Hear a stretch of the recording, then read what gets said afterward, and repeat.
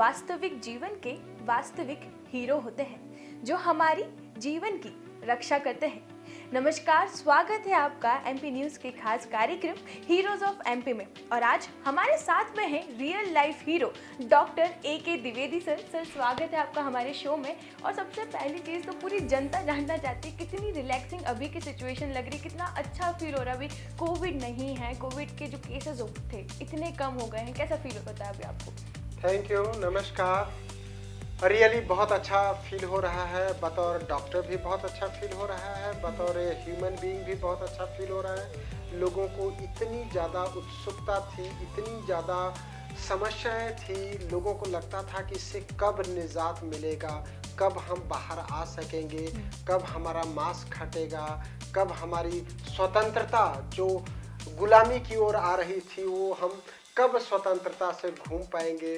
तो मध्य प्रदेश में हमारे मुख्यमंत्री जी ने ऐसा बोला कि अभी आप भीड़ में जा सकते हैं, अभी आप स्वतंत्र हैं। लेकिन मैं आपके माध्यम से लोगों को ये मैसेज भी देना चाहूँगा कि चूँकि कोरोना एक बीमारी है तो हमको उसका ध्यान रखना है। अगर आपको किसी भी प्रकार का लक्षण आता है तो आपको तुरंत चिकित्सक को बताना चाहिए। अगर आपको खांसी है, बुखार है, कोई भी श्वास की परेशानी हो रही है, SpO2 कम आ रहा है, तो आप नज़दीकी डॉक्टर को अवश्य मिलिए। बहुत अच्छी बात है कोरोना के केसेस नहीं आ रहे हैं, लेकिन हमको जिम्मेदारी निभाना है और कोरोना को वापस आने से बचाना है। क्या बात है, कोरोना को वापस आने से बचाना है और जो कोविड प्रोटोकॉल्स है उसे फॉलो करना है। Yes. Sir, homeopathy as an homeopathy कितने ज़्यादा चैलेंजेस आपके सामने आ रहे थे, क्योंकि पेशेंट्स जो थे वो बहुत ज़्यादा रेस्टलेस हो रहे थे, उनके दिमाग में बहुत ज़्यादा कन्फ्यूजन थे। उस टाइम पे क्या क्या चैलेंजेस आपके सामने आए, कैसे उन चैलेंजेस को आपने ओवरकम किया?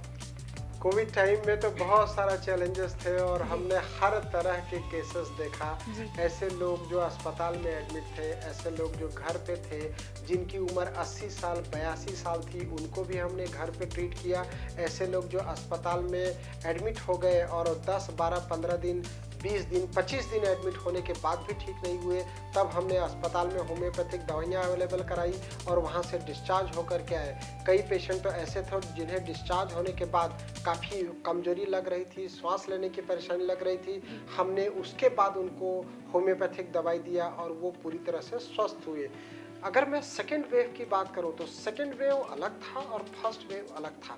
सेकेंड वेव में सब लोग ऑक्सीजन के लिए परेशान होते रहे, ऑक्सीजन नहीं थी अस्पतालों में, और होम्योपैथिक दवाइयाँ ऑक्सीजन सैचुरेशन लेवल बढ़ाने में काफ़ी अच्छा कारगर साबित हो रही थी। तो लोगों को हमने ऑक्सीजन लेवल बढ़ाने में हेल्प किया। और अगर मैं फर्स्ट वेव की बात करूं तो फर्स्ट वेव में फियर बहुत ज़्यादा था, लोग बहुत ज़्यादा डरे हुए थे। तो डर को कम करने के लिए भी होम्योपैथिक में दवाइयाँ थी, तो हमने डर का भी लोगों का इलाज किया। और जो आयुष मंत्रालय ने एडवाइजरी जारी किया था आर्सेनिक एल्बम, उसने बहुत अच्छा कार्य किया। और जो मीटिंग हुई थी, चूँकि मैं उसका हिस्सा भी था, तो मुझे और ज़्यादा प्रसन्नता हुई। इसके साथ मैं ये बताना चाहता हूँ कि सेंट्रल जेल में 2500 कैदियों को हमने 2500 डोज दिया था होम्योपैथी का, और उन कैदियों को संक्रमण नहीं हुआ कोरोना का। 6 महीने बाद वहाँ के सुपरिंटेंडेंट ने हमको सर्टिफिकेट भी प्रदान किया कि उनको कोई कोरोना नहीं हुआ। तो 2500 लोगों को एक ही क्लोज्ड कैंपस में होम्योपैथिक दवाई दिया और उनको संक्रमण नहीं हुआ, जबकि 40 अन्य कैदी जिन्होंने होम्योपैथी नहीं खाया था उनको संक्रमण हुआ था। तो एक बहुत बड़ा ये पॉजिटिव रिजल्ट है और सच है ये। जी सर, कई लोगों को काफ़ी ज़्यादा मिथ होता है होम्योपैथी, आयुर्वेदा, एलोपैथी को लेके। कई ज़्यादा लोग मतलब डरे हुए भी रहते हैं कि यार होम्योपैथी असर करेगी नहीं करेगी। इसके बारे में सर आपका क्या ओपिनियन है, आपकी क्या राय है? नहीं, आप जो बात कर रही हैं बिल्कुल सत्य है, पर मुझे लगता है कि ये 25-30 साल पुरानी बात हो गई। आज होम्योपैथी के ग्रेजुएट कॉलेजेस हैं मध्य प्रदेश में, पोस्ट ग्रेजुएट कॉलेज है। अब जो होम्योपैथिक डॉक्टर्स आ रहे हैं वो एजुकेटेड हैं, 5.5 साल का BHMS कोर्स करके आते हैं, उसके बाद 3 साल का MD कोर्स करके आते हैं होम्योपैथी में। तो अब चूंकि एजुकेटेड लोग फील्ड में आ गए हैं, हमारे डॉक्टर्स को ये समझता है कि क्या बीमारी है, उसको स्टेज समझता है, प्रोग्नोसिस ऑफ डिसीज समझता है, डायग्नोसिस समझती है और वो बीमारी रिवर्सिबल है या नहीं है ये समझता है। कई बार ऐसा होता है कि पेशेंट का बीमारी का जो स्टेज होता है वो दवाइयों से ठीक होने से आगे बढ़ गया होता है, उसको सर्जरी की आवश्यकता होती है, लोग उसके लिए भी होम्योपैथी जबरदस्ती खाना चाहते हैं। तो मैं ऐसे लोगों को ये समझाइश देना चाहूँगा आपके माध्यम से कि बीमारी का एक स्टेज होता है, उस स्टेज तक वो है तब तक दवाई से ठीक हो सकती है। अगर वो स्टेज को क्रॉस कर चुकी होती है तो दवाई से ठीक नहीं हो सकती है, जिसको इनक्योरेबल डिसीज या वन साइडेड डिसीज या सर्जिकल डिसीज माना जाता है। तो आप उसके लिए जबरदस्ती मत करिए। जैसे मैं एक एग्जाम्पल आपको बताता हूँ, अगर किडनी की पथरी 5, 6, 8 या 10 mm का है तो वो होम्योपैथी की दवाई से निकल सकती है पेशाब के रास्ते से, उसके लिए कोई सर्जरी की आवश्यकता नहीं है। लेकिन वही किडनी की पथरी अगर 25 mm 40 mm की हो गई है तो वो पेशाब के रास्ते से किसी भी दवाई से नहीं निकलेगी। लोग हमारे पास 60 mm की पथरी की लेके आए दवाई लेने के लिए, हमने उनको मना कर दिया। अगर साइनस की बात करूं तो ऐसे साइनस यहाँ पे नेजल पॉलिप से ऐसा बाहर आ जाता है और उसके लिए लोग आते हैं कि दवाई दीजिए ये सूख जाए, क्योंकि हमको डॉक्टरों ने ऑपरेशन के लिए बोला है, हमसे श्वास लेते नहीं बन रहा है। तो वहाँ पे आपको ऑपरेशन की ज़रूरत है। वहाँ अगर साइनस इतने बड़े हो गए, पॉलिप्स इतने बड़े हो गए, साइनस में इतना सूजन है, पॉलिप्स अगर बड़े हो गए और आपको श्वास लेने में परेशानी हो रही तो आपको ऑपरेशन के लिए जाना चाहिए और वापस बार बार ये परेशानी न हो उसके लिए होम्योपैथी लेना चाहिए। तो ये बिल्कुल गलत धारणा है कि होम्योपैथिक दवाई से बहुत समय लगता है। होम्योपैथिक दवाई से बहुत जल्दी आराम आता है। बिल्कुल सही।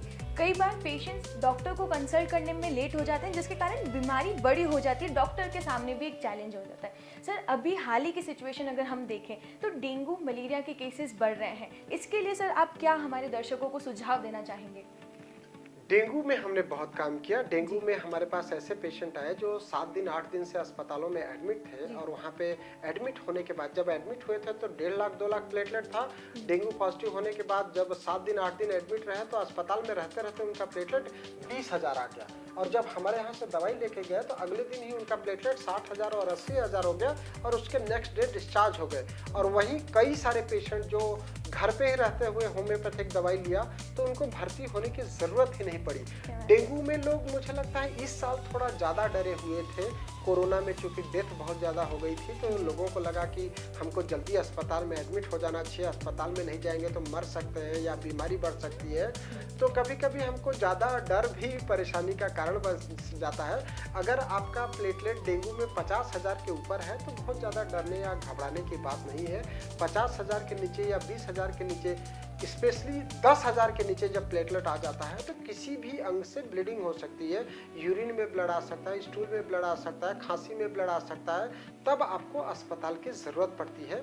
लेकिन इस बार लोग 1.5 लाख 2 लाख में ही एडमिट हो गए। अच्छी बात है, लोगों का मेडिक्लेम था, अस्पताल में आराम किया। मुझे बताया लोगों ने कि अस्पताल में आराम किया सर, मेडिक्लेम था अपना तो, और अच्छे होके घर आ गए। तो ये एक अच्छी सुविधा है, अस्पताल में आराम करना और मेडिक्लेम का फ़ायदा उठाना अच्छी बात है। पर मुझे लगता है जहाँ ज़रूरत है वहीं अस्पताल में एडमिट होना चाहिए। सर, कोविड के दौरान आप भी हमेशा तत्पर रहे, सेवा पथ पर हमेशा रहे, उस दौरान कभी आपको डर नहीं लगा कि मैं कोविड पॉजिटिव हो गया? तो इसके बारे में क्या कहना है आप हमारे दर्शकों को, क्या कहना चाहिए? रोज ही डर लगता था। मेरे से ज़्यादा तो मेरे घर वाले डरते थे, मेरी वाइफ, मेरी बेटी। वो लोग बोलते थे कि पापा आप घर जा रहे हो, घर से बाहर जा रहे हो, पता नहीं कोविड कब लेके आओगे। और पक्का है आप ही लेकर के आओगे कोविड, क्योंकि आप ही जा रहे हो और आप तो पेशेंट भी देख रहे हो, आप तो मान ही नहीं रहे हो। मतलब घर वाले लगातार मुझे बोलते रहते थे, पर मैं बोला नहीं, और भी लोग तो काम कर रहे हैं, पुलिस वाले काम कर रहे थे, प्रशासन के लोग काम कर रहे थे, नगर निगम के लोग काम कर रहे थे। ऐसे डॉक्टर्स जो सरकारी अस्पताल में थे वो काम कर रहे थे, हमारी सिस्टर्स नर्सें जो काम कर रही थी, वार्ड बॉय काम कर रहे थे, स्वीपर्स काम कर रहे थे अस्पताल में, बहुत बड़ा तबका जो फील्ड में काम कर रहा था। तो मैंने घर वालों को ये समझाया कि जब इतने सारे लोग काम कर रहे हैं तो हमें काम करना चाहिए, और हमने कार्य किया। बहुत सारे मरीजों को भी देखा। हमारा सेंटर को कलेक्टर ने 10 अप्रैल 2020 से ही ग्रीन श्रेणी का अस्पताल घोषित कर दिया था। तो हम यहाँ आकर के बैठते थे, जो भी मरीजों को हेल्प हो सकता था वो हमने किया। और ऊपर वाले की बड़ी कृपा है, न हम संक्रमित हुए न हमारा पूरा परिवार संक्रमित हुआ। उसमें निश्चित रूप से होम्योपैथी की आर्सेनिक एल्बम का बहुत बड़ा रोल था। हम लोग गर्म पानी में आर्सेनिक एल्बम लेते थे, गर्म दूध में हल्दी लेते थे और गर्म पानी पीते थे। तो ऊपर वाले की कृपा है, कोई संक्रमित नहीं हुआ। डर तो था, डर तो था। डर सब में बना हुआ था, कोरोना का डर हर सब वो खौफ हर एक इंसान ने महसूस किया है। सर इसी के साथ ही मैं चाहूँगी कि आप हमारे दर्शकों को कोई मैसेज दें आपका। मैं आपके दर्शकों को ये बताना चाहता हूँ कि मैं एक ऐसी पुस्तक लेकर के आ रहा हूँ कोरोना के साथ और कोरोना के बाद। उस पुस्तक में हमने बहुत सारे लोगों के एक्सपीरियंसेस लिया है। मैंने एलोपैथिक डॉक्टर्स को उसमें सम्मिलित किया है, आयुर्वेदा डॉक्टर को सम्मिलित किया है, होम्योपैथिक डॉक्टर को सम्मिलित किया है, नेचुरोपैथी डॉक्टर्स को सम्मिलित करा है। इसके अलावा पुलिस प्रशासन को लिया है, अन्य अधिकारियों को लिया है, बैंक वालों को लिया है। इसके अलावा जो पेशेंट जिनके घर में कोई हैपनिंग हो गई, जिनके फादर एक्सपायर हो गए और बेटा उनके फ्यूनरल में नहीं जा सका, ऐसे लोगों के भी हमने एक्सपीरियंसेस लिया है। बड़ा कठिन समय था। मैं चाहूँगा कि ऐसी बीमारी कभी वापस न आए। तो लोगों को मैं ये भी बताना चाहता हूँ कि कोरोना के बाद लोगों में ये होम्योपैथी, नेचुरोपैथी और आयुर्वेदा का बहुत बड़ा स्कोप बढ़ा है। लोगों को ये हिम्मत आई है कि हम घर में रह के भी ठीक हो सकते हैं, हम काढ़ा पी के भी ठीक हो सकते हैं, हम भाप लेके भी ठीक हो सकते हैं। तो लोग कहीं न कहीं प्राकृतिक चिकित्सा की ओर आए, ये बड़ी अच्छी बात है। वहीं हमारा युवा वर्ग जो ये सोचता था कि हम पिज़्ज़ा बर्गर के बगैर तो रह ही नहीं सकते, जिंदा रह ही नहीं सकते, फ़ोन करता था ऑनलाइन, अभी बस आधे घंटे में आ जाएगा। उनको दाल चावल रोटी सब्जी घर का खाने का मिला 2 महीने 2.5 महीने। तो ऐसे युवा वर्गों को दाल चावल रोटी सब्जी का भी बेहतर महत्व समझ में आया। और ऐसे लोग जो घर को समय नहीं देते थे, ऐसे पेरेंट्स जो बच्चों को समय नहीं देते थे, उन लोगों ने घर को समय दिया। तो मुझे लगता है कि एक युग परिवर्तन हुआ। दुनिया अब कोरोना के पहले और कोरोना के बाद जानी जाएगी। तो कोरोना के बाद जिन लोगों ने इस समय में कोरोना को देखा, खास करके हमारी युवा पीढ़ी जो एकल परिवार को महत्व देती थी, उन्होंने परिवार के महत्व को समझा। जो लोग आउटिंग और सैटरडे संडे के होटलिंग को महत्व देते थे, उन्होंने खाने के महत्व को समझा।